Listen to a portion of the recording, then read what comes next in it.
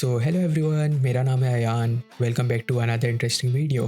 तो आज की इस वीडियो में हम समझने वाले हैं यूआरएल को। हम बहुत सारे रिलेटेड कॉन्सेप्ट्स देखेंगे, लाइक यूआरआई क्या होता है, यूआरएन क्या होता है और यूआरएल क्या होता है। इसके बाद हम देखेंगे यूआरएल के कंपोनेंट्स के बारे में और फिर फाइनली समझेंगे कि यूआरएल एनकोडिंग क्या होती है और वो इम्पोर्टेंट क्यों होती है। तो बहुत ही इंटरेस्टिंग टॉपिक होने वाला है। बहुत सारे बेसिक्स कॉन्सेप्ट्स टच करेंगे जो आपको पता होना चाहिए एज ए डेवलपर। तो बिना किसी टाइम वेस्ट करे चलो समझते हैं यूआरएल को। तो सबसे पहले तो ये समझते हैं कि यूआरएल आखिर में होता क्या है। अब जब भी आप यूआरएल समझ में जाओगे आपको जनरली यूआरआई और यूआरएन जैसे भी टर्म मिलते हैं, जो कि एक स्टेज पे जाके बहुत कंफ्यूजिंग हो जाता है कि इसका मतलब क्या है, तीनों में डिफरेंस क्या है। तो इसको एक आसान डायग्राम से समझते। तो सबसे पहले तो समझते हैं यूआरआई को। यूआरआई का सिंपल सा फुल फॉर्म होता है यूनिफॉर्म रिसोर्स आइडेंटिफायर। अब इसका काम होता है कोई भी रिसोर्स को आइडेंटिफाई करे। समझ लो आपके पास बहुत सारे रिसोर्सेज है। अब इन बहुत सारे रिसोर्सेज में से कोई एक रिसोर्स को अगर मेरे को आइडेंटिफाई करना है यूनिकली, तो जो स्ट्रिंग मेरे को हेल्प करती है इसे आइडेंटिफाई करने के लिए, उसे मैं कहता हूँ यूआरआई। अब इसके एग्जाम्पल देखने से पहले हम पहले तो समझते हैं यूआरएल और यूआरएन क्या होता है। अब यहाँ पर एक सिंपल सी चीज़ समझ के चलो कि इन तीनों का काम होता है कोई भी रिसोर्स को आइडेंटिफाई करने के लिए। तो इससे हमें ये समझ में आता है कि यूआरएल का काम भी है कि बहुत सारे अगर रिसोर्सेस है तो उसमें से एक रिसोर्स को यूनिकली आइडेंटिफाई करना। लेकिन यूआरएल किस तरीके से उसको यूनिकली आइडेंटिफाई करता है, वो उस रिसोर्स को लोकेट करता है। अब मेरे को एक ऐसी स्ट्रिंग मिल जाएगी जिसका यूज़ करके मैं एक रिसोर्स को आइडेंटिफाई भी कर पाऊंगा और उसको लोकेट भी कर पाऊंगा कि वो एक्चुअल में है कहाँ पर। तो वो स्ट्रिंग को हम कहते हैं यूआरएल। इसका फुल फॉर्म होता है यूनिफॉर्म रिसोर्स लोकेटर। मतलब ये आइडेंटिफाई भी करता है और आपको लोकेशन भी बताता है। सिमिलरली जो थर्ड चीज आती है हमारे पास वो होता है यूआरएन। यूआरएन का फुल फॉर्म होता है यूनिफॉर्म रिसोर्स नेम। अब इसका भी काम सिंपल सा कोई भी रिसोर्स को आइडेंटिफाई करना है, लेकिन ये वो रिसोर्स को आइडेंटिफाई करने के लिए उसका नेम यूज करता है। तो कोई भी स्ट्रिंग जो एक रिसोर्स को आइडेंटिफाई कर रही है with the help of its name, तो उसे हम कहते हैं यूआरएन। अब आपने एक चीज नोटिस करा होगा कि यहाँ पर इस डायग्राम के अंदर यूआरआई जो है वो एक सुपर सेट है यूआरएन और यूआरएल का। क्योंकि देखो सिंपल सा लॉजिक है, यूआरआई भी तो आइडेंटिफाई कर रहा है, यूआरएल भी आइडेंटिफाई कर रहा है, यूआरएन भी आइडेंटिफाई कर रहा है। तो बेयर मिनिमम क्या हो गया, आइडेंटिफिकेशन। अब जो यूआरएल है वो क्या कर रहा है, एडिशनल आइडेंटिफाई भी कर रहा है और लोकेट भी कर रहा है। और यूआरएन रिसोर्स का नाम की वजह से वो उसे आइडेंटिफाई करता है। अब इससे हमें एक सिंपल सा कॉन्सेप्ट समझ में आता है कि यूआरएल जो है वो हमेशा एक यूआरआई होगी। सिमिलरली यूआरएन जो है वो हमेशा एक यूआरआई होगा। तो अभी तक हमें यूआरआई, यूआरएल और यूआरएन क्लियर हो गया। अब हम फटाफट इसके एग्जांपल्स देख लेते हैं। तो सबसे पहले यूआरआई के एग्जांपल्स देखते हैं। तो कोई भी स्ट्रिंग जो कोई भी रिसोर्स को यूनिकली आइडेंटिफाई करे, तो यहाँ पर जैसा कि आप देख सकते हो ये एक माय रिसोर्स को आइडेंटिफाई कर रही है। अब वो किस तरीके से कर रही है, तो ये केस में देखो उसका पूरा लोकेशन हमें पता चल रहा है कि वो कौन से डोमेन नेम पे है और वो उसका पाथ क्या है। सिमिलरली यहाँ पर आप देख सकते हो कि एक मोबाइल नंबर, एक टेलीफोन नंबर को यूनिकली आइडेंटिफाई करा गया है। तो मोबाइल नंबर भी तो एक रिसोर्स हो गया ना। तो यहाँ पर इस तरीके से हम एक मोबाइल नंबर को आइडेंटिफाई कर पा रहे हैं, तो ये भी एक यूआरआई हो गई। तो सिमिलरली थर्ड एग्जांपल पे भी यहाँ पर भी हम एक रिसोर्स को यूनिकली आइडेंटिफाई कर रहे हैं उसके नाम के साथ। अब यूआरएन का एग्जांपल यहाँ पर आप देख सकते हो। सबसे पहले तो एक स्कीम होती है, ये स्कीम से हमें ये पता चलता है कि ये एक यूआरएन है। फिर होता है नेम स्पेस। अब नेम स्पेस क्या होता है, नेम स्पेस सिंपल सा स्ट्रिंग होती है जिससे हमें पता है कि ये नाम जो मैं आगे बताने वाला हूँ वो एक्चुअल में किधर बिलोंग करता है। सिमिलरली आईएसबीएन जो है वो सिंपल सा बुक को इंटरनेशनली आइडेंटिफाई करने के लिए यूज होता है। तो URN scheme, ISBN, name space और एक्चुअल में जो बुक का यूनिक नाम है वो। तो ये स्ट्रिंग यहाँ पर एक एग्जांपल है यूआरएन का। सिमिलरली ये हो गया एक एग्जांपल यूआरएल का, जहाँ पे हम एक माई रिसोर्स को यूनिकली आइडेंटिफाई कर रहे हैं और इसको हम लोकेट भी कर रहे हैं साथ में। ये ठीक है, मैं HTTPS प्रोटोकॉल यूज करके google.com डोमेन नेम डाल के ये पर्टिकुलर पाथ में मैं ये माई रिसोर्स को एक्सेस कर सकता हूँ। तो यही होता है सिंपल सा यूआरआई, यूआरएल और यूआरएन का मतलब। तो एक बार समराइज कर लेते हैं। यूआरआई कोई भी रिसोर्स को आइडेंटिफाई करता है। अब एक यूआरआई या तो एक रिसोर्स का लोकेशन बता के उसको आइडेंटिफाई करे या तो उसका नाम बता के उसको आइडेंटिफाई करे। अब जब उसका लोकेशन बता के आइडेंटिफाई करता है तो वो यूआरएल बन जाती है, और सिमिलरली जब उसका नाम बता के करता है तो वो एक यूआरएन बन जाती है। तो ये तो सिंपल सा मतलब हो गया यूआरआई, यूआरएल और यूआरएन का। अब यहाँ पर एक क्वेश्चन आता है कि यूआरआई, यूआरएन और यूआरएल जो हमने देखा वो क्या सिर्फ वेब तक ही लिमिटेड है। मैं यूआरएल सिर्फ वेब पर ही देखूंगा, मैं यूआरएन सिर्फ वेब पर ही देखूंगा, या फिर मैं URI सिर्फ वेब पर ही देखूंगा क्या, ऐसा है क्या? तो इसका सिंपल सा आंसर है कि नहीं,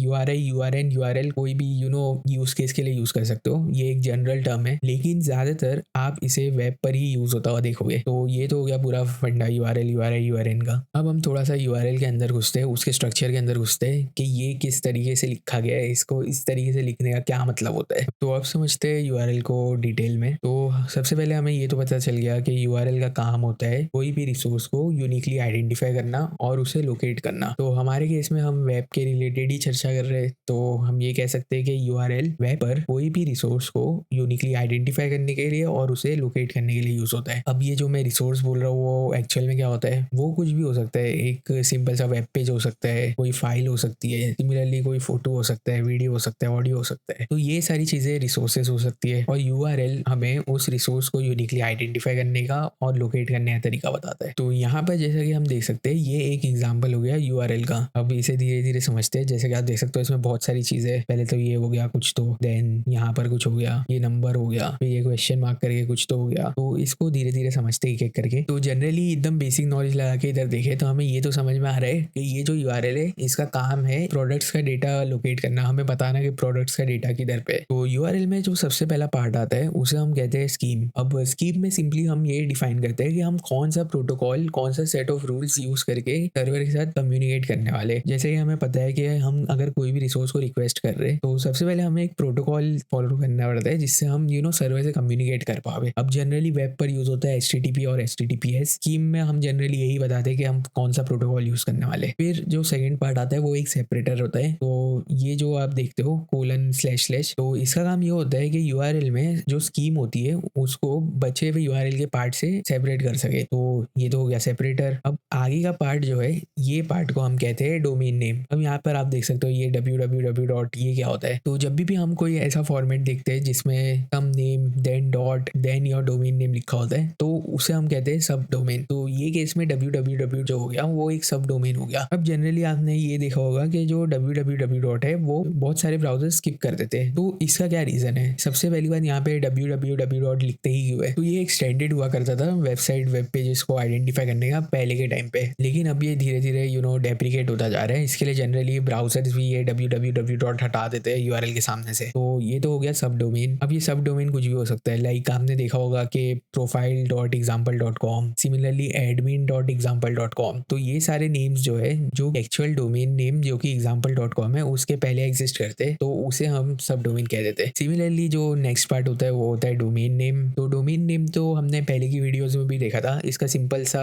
काम होता है कोई भी वेबसाइट जो वेब पर होस्टेड है उसको एक ह्यूमन रीडेबल नेम प्रोवाइड करना। तो example.com एक डोमेन नेम हो गया। सिमिलरली यहाँ पर एक कोलन जो होता है वो एक सेपरेटर होता है अगेन। अब जो नेक्स्ट पार्ट होता है उसे हम कहते हैं पोर्ट। पोर्ट को इस तरीके से समझिए कि आपका जो सर्वर होता है उसमें जरूरी नहीं है कि एक ही सर्विस चले, उसमें आपका एक्चुअल सर्वर भी चल सकता है। सिमिलरली आपका डेटाबेस का सर्वर भी चल सकता है। अब एक ही सर्वर में मल्टीपल सर्विसेज चल रही है तो उसे हम सेपरेट कैसा करें? हम कैसा सर्वर को बतावे कि हमें किस सर्विस से इंटरेक्ट करना है, क्या हमें डेटाबेस वाली सर्विस से इंटरेक्ट करना है या फिर हमें कोई और सर्विस से इंटरेक्ट करना है। तो ये चीज के लिए आ जाते हैं पोर्ट्स। अब जो पोर्ट होता है वो एक कोई भी नंबर हो सकता है 0 से लेके 65535 के बीच में, जहां पर हम एक इंडिपेंडेंट सर्विस रन कर सकते हैं। और पोर्ट का काम ये होता है कि हम सर्वर को बता सके कि हम कौन सी सर्विस एक्सेस करने की ट्राई कर रहे हैं। अब जो नेक्स्ट पार्ट आता है वो होता है एक्चुअल पाथ। अब यहाँ पर इतना फॉलो करके हम सर्वर तक पहुंच गए, सर्वर के अंदर पोर्ट तक भी पहुंच गए कि कौन से पोर्ट पे वो सर्विस रन हो रही है। अब हमें सिंपली वो रिसोर्स का पाथ लिखना होता है। तो ये केस में /products है। तो इस कंपोनेंट में आप जनरली देखोगे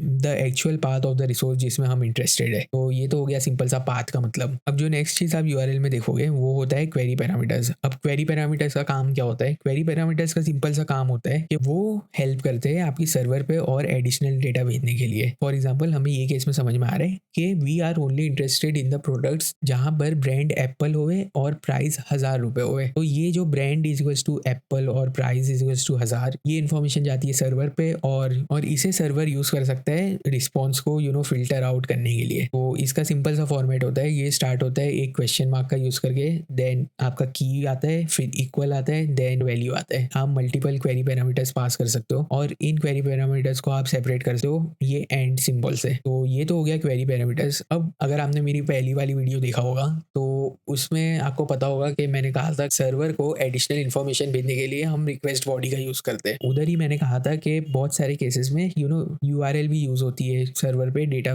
भेजने के लिए। अब आप सोचोगे कि अगर यूआरएल में ये चीज़ एग्जिस्ट करती है जिससे हम डेटा शेयर कर सके सर्वर को, तो बॉडी की क्या रिक्वायरमेंट है, हम पूरा डेटा इधर ही भर के दे देते ना। तो इसका सिंपल सा रीज़न है कि पहली बात तो ये जो यूआरएल होती है इसकी जनरली एक साइज की लिमिट होती है, कोई फिक्स लिमिट नहीं होती है, वो ब्राउजर टू ब्राउजर वेरी करती है, लेकिन एक लिमिट होती है। तो अगर आप बहुत सारा डेटा सर्वर पे भेज रहे हो तो वो लिमिट ब्रेक हो जाएगी। और जो सेकेंड रीज़न है जो कि सिक्योरिटी रिलेटेड है, वो ये है कि यूआरएल जनरली विजिबल होती है बहुत सारी जगह। अगर आप सिस्टम के लॉग्स देखते हो तो उधर पे भी यूआरएल एग्जिस्ट करती है। सिमिलरली आपकी हिस्ट्री पे भी यूआरएल एग्जिस्ट करती है। तो इधर पे आप सेंसिटिव डेटा नहीं भेज सकते हो। फॉर एग्जांपल यूजर नेम और पासवर्ड अगर आप भेज रहे हो क्वेरी पैरामीटर्स में यूआरएल में डाल के, तो ये तो रिस्की हो गया ना। ये तो लिटरली कोई भी देख सकता है। अगर मेरी हिस्ट्री खोल के कोई भी देख लिया तो उसको भी दिख जाएगा कि मेरा यूजर नेम और पासवर्ड क्या है। तो ये सारी केसेस के लिए हम सिर्फ नॉन सेंसिटिव डेटा ही क्वेरी पैरामीटर्स में भेजते हैं, जैसे कि फिल्टरिंग के लिए हो गया, पैजिनेशन के लिए हो गया, और जो एक्चुअल सेंसिटिव डेटा है वो हम रिक्वेस्ट बॉडी में डाल के भेजते हैं। तो ये पार्ट हो गया क्वेरी पैरामीटर्स का। इसका सिंपल सा मीनिंग है आप एडिशनल डेटा भेज सकते हो सर्वर पे और सर्वर उसे रीड करके आपकी रिक्वेस्ट प्रोसेस कर सकता है। सिमिलरली जो लास्ट पार्ट होता है यूआरएल का, वो होता है एक एंकर। अब एंकर का काम क्या होता है, आपने जनरली देखा होगा, आप बहुत सारी वेबसाइट्स पे जाते हो, वहां पर ऐसी एक हेडिंग होती है, एक सेक्शन होता है, देन सिमिलरली एक और एक ऐसी हेडिंग होती है, एक और एक अलग सेक्शन होता है। तो बहुत सारी केसेस में मैं जब ये हेडिंग को क्लिक करता हूँ इधर पे, तो मेरा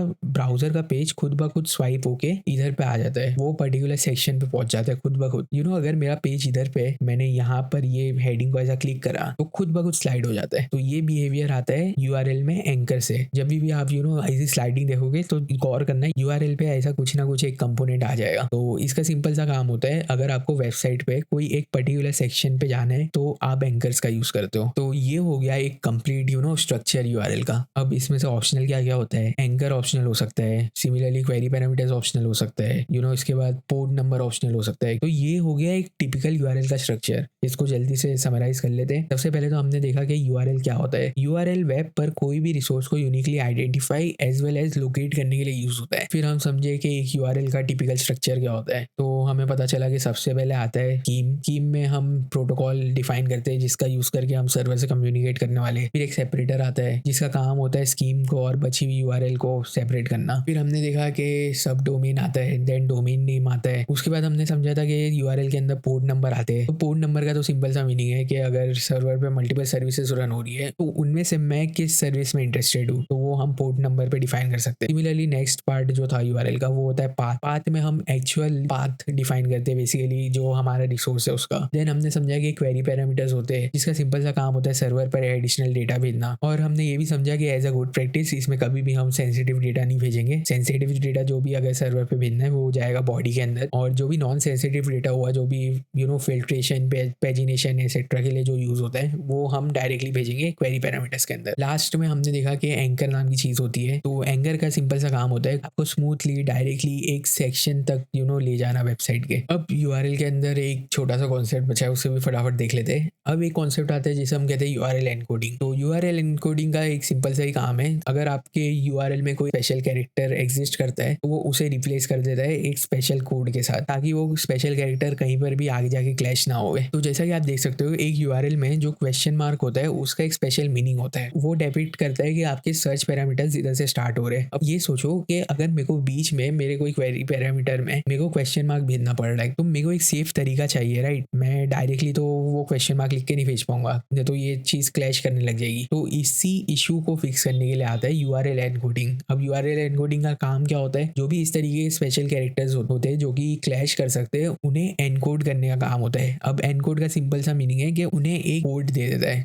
जैसे कि ये जो हमारे पास एग्जांपल है उसमें हम देख सकते हैं कि हमारे पास क्वेरी पैरामीटर्स है। सबसे पहला क्वेरी पैरामीटर है जिसका नाम है क्यू, और उसकी वैल्यू है हेलो वर्ल्ड। क्यू जो हो गया वो की हो गई हमारी, और जो वैल्यू है वो हो गई हेलो वर्ल्ड। अब अगर ये हेलो वर्ल्ड है तो यहाँ पर आप देख सकते हो सबसे पहले तो स्पेस है, यूआरएल्स पे स्पेस नहीं होती है। तो अब हम ये क्वेरी किस तरीके से सर्वर पे भेजे, तो यहाँ पर हम यूज करते हैं यूआरएल एनकोडिंग का। अब जो यूआरएल एनकोडिंग का स्टैंडर्ड है वो बोलता है कि जब भी यूआरएल पे स्पेस है उसे हम रिप्लेस कर देंगे मॉड्यूलो 20 से। अब इसका मीनिंग सेम होता है हेलो स्पेस वर्ल्ड, लेकिन इसे एनकोड करने की वजह से अब हम सिंपली इसको यूआरएल पे सेफ तरीके से भेज सकते हैं। सिमिलरली यहाँ पे और भी है, मॉड्यूलो 2c जो होता है उसका सिंपल सा मीनिंग होता है कॉमा का। तो जब भी आपकी यूआरएल पे कॉमा आता है तो जनरली आपका ब्राउजर उसे एनकोड कर देता है मॉड्यूलो 2c के साथ। तो इसका सिंपल सा मीनिंग है कि बहुत सारे कैरेक्टर्स जो होते हैं उनका यूज करके आपकी यूआरएल ब्रेक हो सकती है। तो उन सारे स्पेशल कैरेक्टर्स को सही तरीके से यूआरएल में हम हैंडल कर सकते हैं यूजिंग यूआरएल एनकोडिंग। सिंपली उसको यूआरएल सेफ कैरेक्टर के साथ रिप्लेस कर देते हैं जो कि स्टैंडर्ड में लिस्टेड है कि स्पेस के लिए मॉड्यूलो 20 होगा, सिमिलरली कॉमा के लिए मॉड्यूलो 2c होगा। इसकी पूरी लिस्ट आप एक्सप्लोर कर सकते हो गूगल या फिर चैटजीपीटी पे जाकर। तो ये हो गया पूरा कॉन्सेप्ट यूआरएल का। आई होप आपको सारी चीज़ें समझ में आई होगी। अगर वीडियो पसंद आई होगी तो